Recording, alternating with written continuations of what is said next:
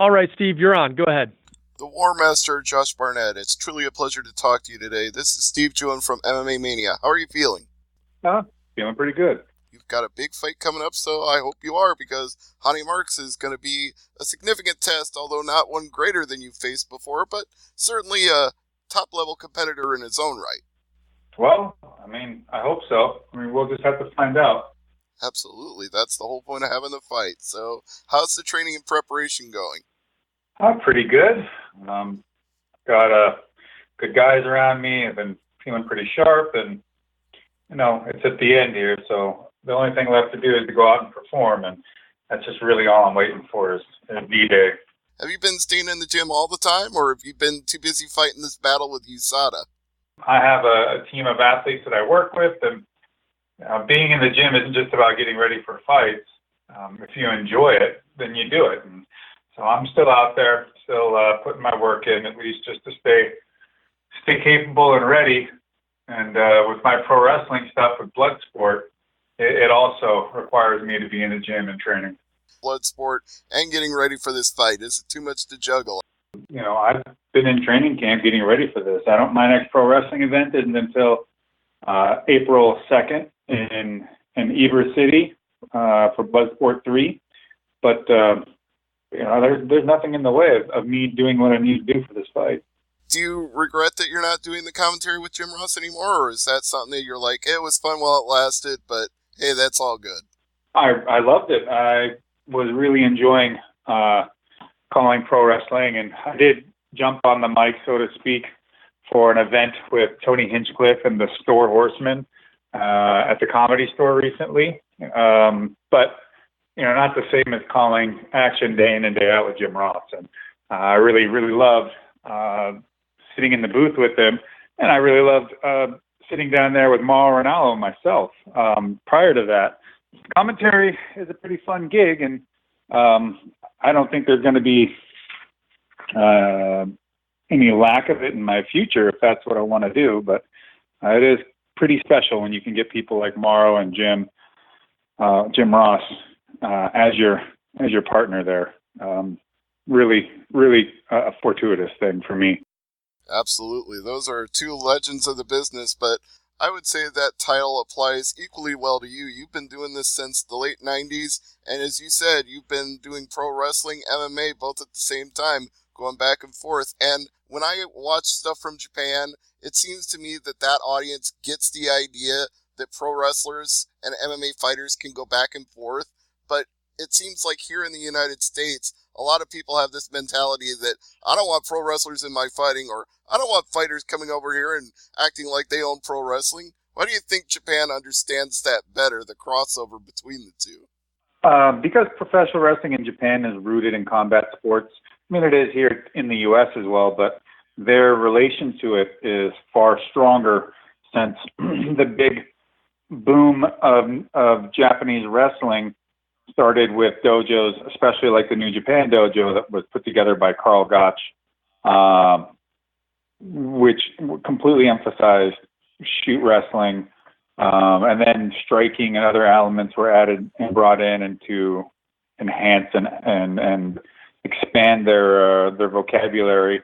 And from that, some of the wrestlers branched off and started to create the UWF, and from there you would get Pancrase, Fujiwara Gumi, rings, Shuto. So the foundation of the modern MMA scene in Japan, but I would also argue for the world, because they were quite ahead of their time in terms of having products that had gyms all over the nation, where they had magazines and newspaper articles following them. They had coverage in professional wrestling magazines, as well as fight magazines popping up, and television airing, whereas in Brazil, probably in the mid to late 80s, plenty of people training and fighting and jiu-jitsu, and lots of good athletes out there doing their thing, but I don't believe that they had the mainstream notoriety in the same sense.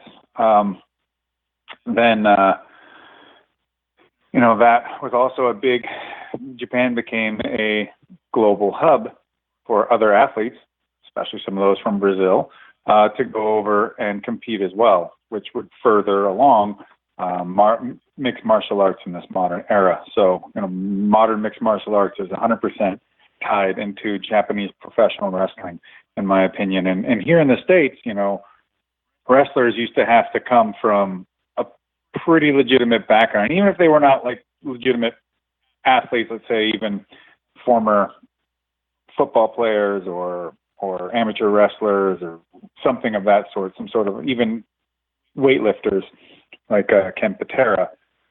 They would be the toughest guy in any given area, like a Dick Murdoch or someone like that, where just they would and could fight anyone and did. And, guys like that could make it to getting into the business. Nowadays in the U.S., there's been a real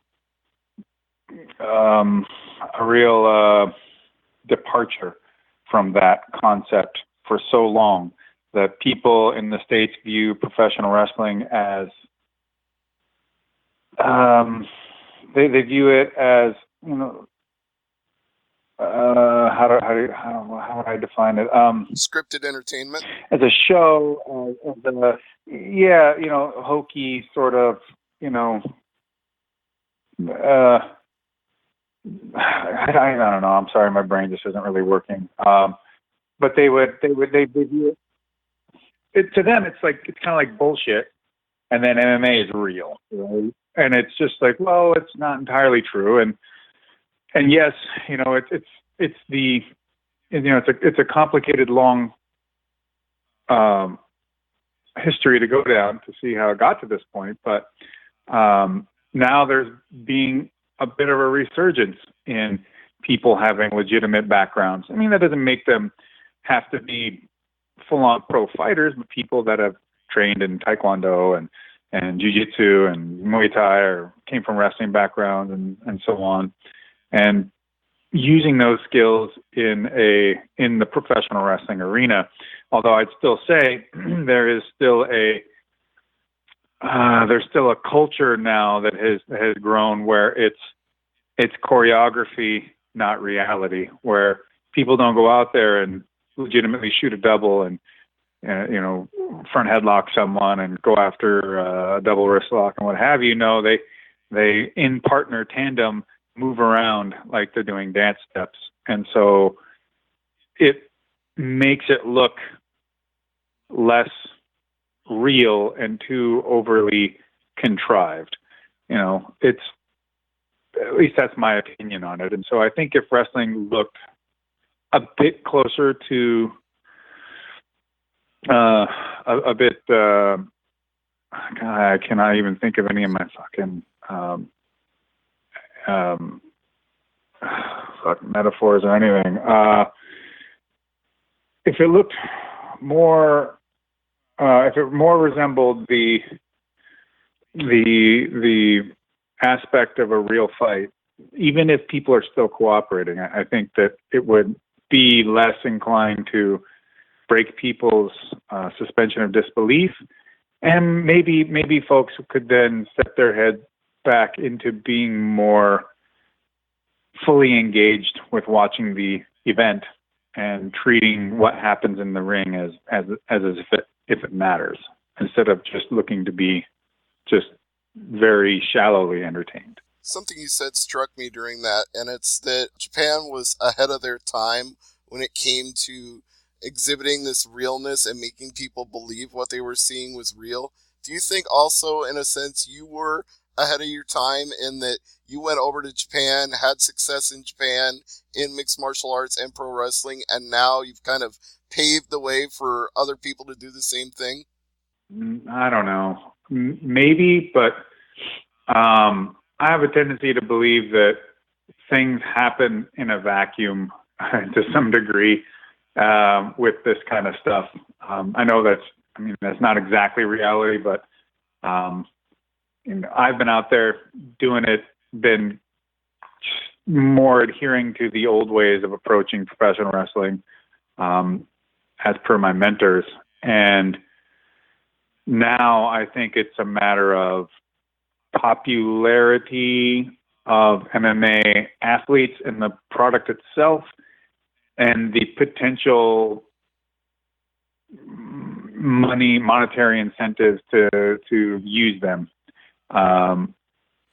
So it's a matter of perception, not the reality of these athletes. So you'll see a Cain Velasquez in the WWE now, but you wouldn't have seen him there 5 years ago, even if his career was at the same point that it is now, with him seemingly towards the end of his competitive cycle. Maybe I'm not making any declarations for him. I'm not sure what he intends to do and how much longer he may intend to fight. I'm not trying to take any years away from him that way, but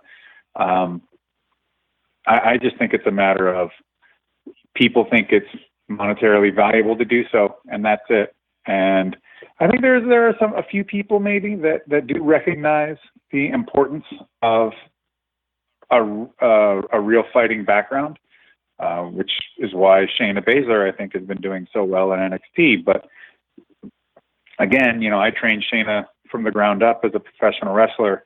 I trained her as an MMA fighter for a long time as well, and so it was a very simple and easy transition for the most part. Plus, I think that she has elements to her person that make her a great fit for professional wrestling. That's another thing. You can be a great fighter.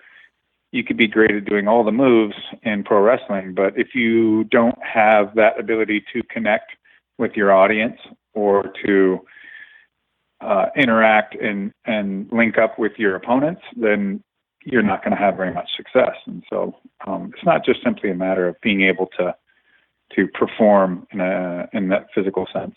When I saw her season of The Ultimate Fighter, I had the feeling right away from watching her interactions with the other fighters on her team, her opponents in the house, all of the above, that she had the it factor. And I know that's such a cliche, but at the same time, I was watching her that whole season thinking, this is a pro wrestler in an MMA world. And I didn't even realize she was going into NXT after that. But it just struck me that she had that charisma and personality that was people were either gonna love her or hate her, but there was never going to be any indifference toward her. Well, in entertainment, if you're loved or you're hated, it really kind of works out the same way.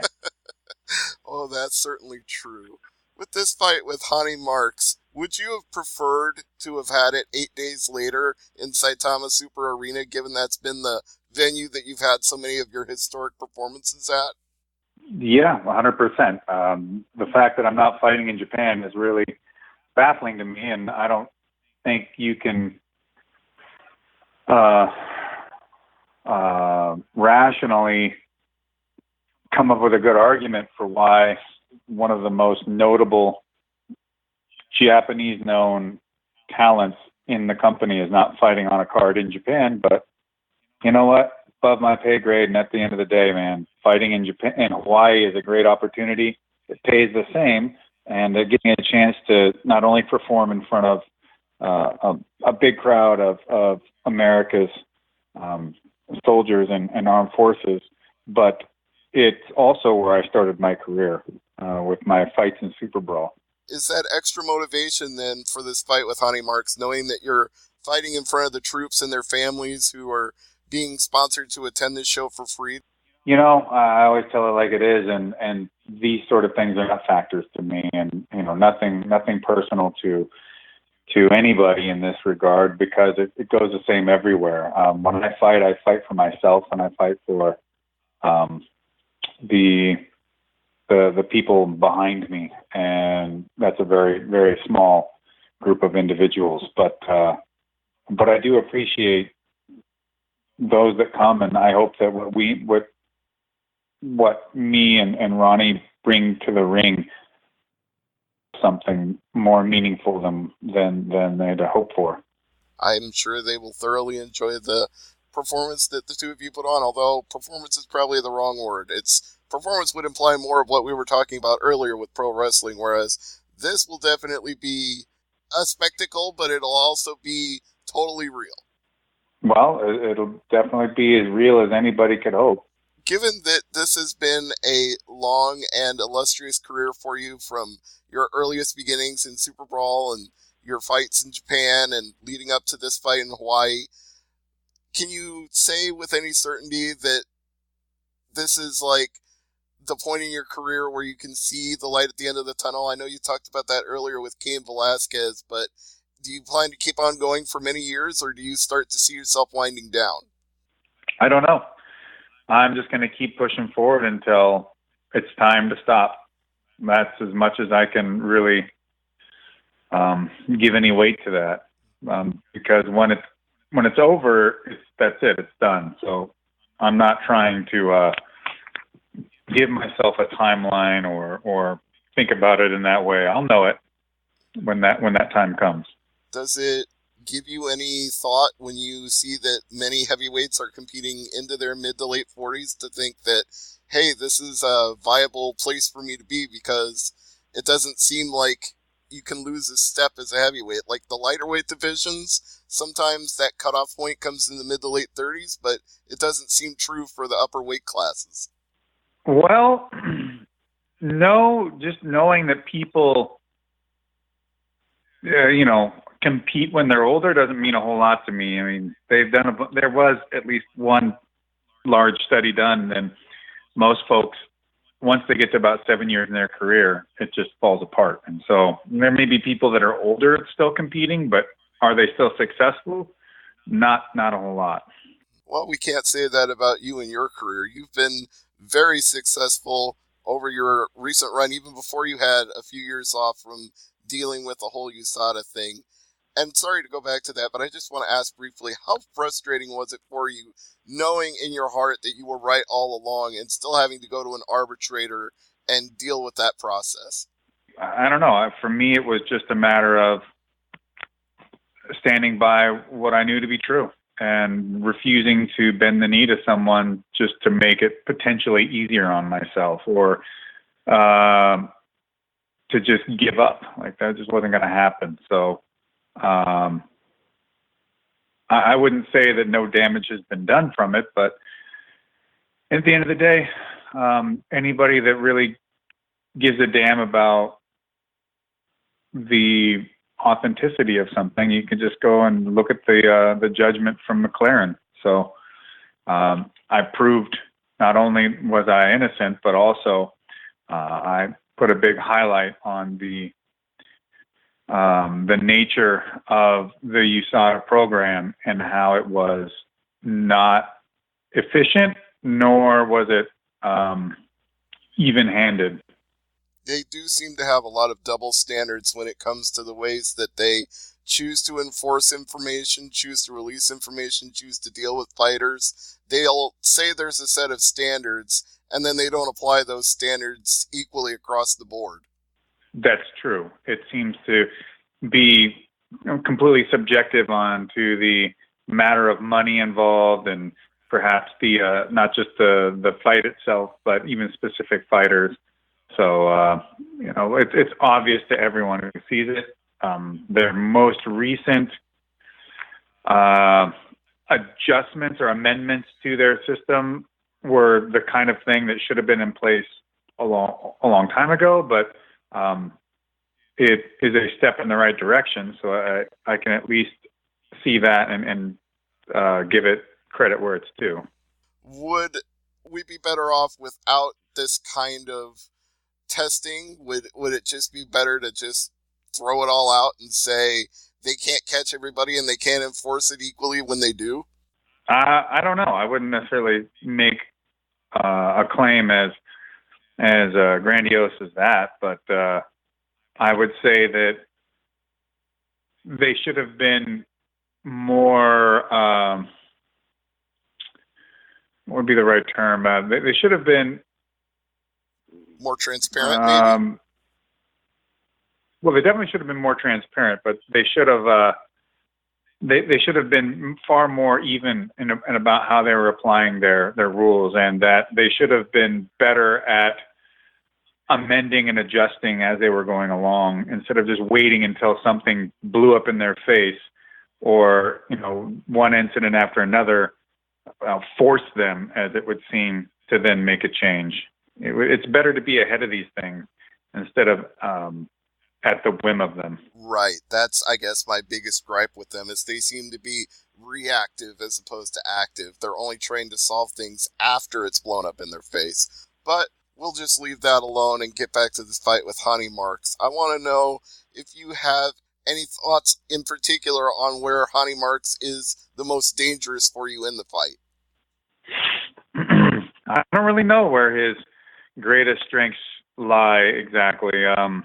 I know he can slug, and he's always jumping on the back. It seems to be his go-to thing, but not worried about either. And the main thing is just to implement my game plan on him. And at some point, Hani's going to end up underneath me, and it's going to be a bad day for him. Yeah, it usually is when people are underneath you. So I've heard Scott Coker say that with this win, you could be in contention for the heavyweight title. Do you feel that's too quick or just about right? And is that something you even want? It's one of the only things I want. And, I've proven time and time again with the titles I've already won and the fact of being in some of the world's biggest tournaments and my placings there is no title fight that is that isn't outside of my reasonable reach. There is no heavyweight fighter in the world, no title possessed by anyone that I shouldn't get a chance at. And if this one fight is it, then that's fine. As far as I'm concerned, I could have been in a title fight prior to this, but okay, however it works out. But the belt is one of the only reasons why I'm continuing to do this. All right, well then let me ask you about Ryan Bader as an opponent. How do you think you would match up with him? I think I'd dominate him and take him out. Just like that easily. Well, I'm not saying he's going to roll over for me, but I just know that what I possess is, and I'm a bigger guy. I'd say I'm quicker too, and I've just got so many more weapons at my disposal. And he can come in slugging his overhands and whatnot, but it's not going to be it's not going to give him what he wants. And he could take me down, but I don't think he could keep me there, even if he did. And eventually I'll get on top of him too, and down he goes. All right. Well, Josh, let me go ahead and get some plugs from sponsors and anything that you want to mention, then I'll have one more for you after that. I've got Bloodsport 3, April 2nd in Tampa during WrestleMania week. That'll be on Fight TV. We've got I have a whiskey coming out with Sespa Creek Distillery. I don't have an exact release date yet, but it will be some special juice. It is single barrel cask strength stuff, and highly delicious and personally picked by me. Beyond, and I'm always thankful for the people that got my back, like Cold Steel Knives. I feel like it's kind of going full circle that now I get to talk to you as you're reuniting with Scott Coker for this fight in Bellator. So quickly, your thoughts on Scott, and that'll wrap it up. Scott writes the checks. I am very happy for that. He writes the checks and you cash them, so I'm sure you'll have a big one to cash after this fight at Bellator 235 in Hawaii. I appreciate it, Josh. And thank you, Dan, as well. Thanks, Steve. You bet.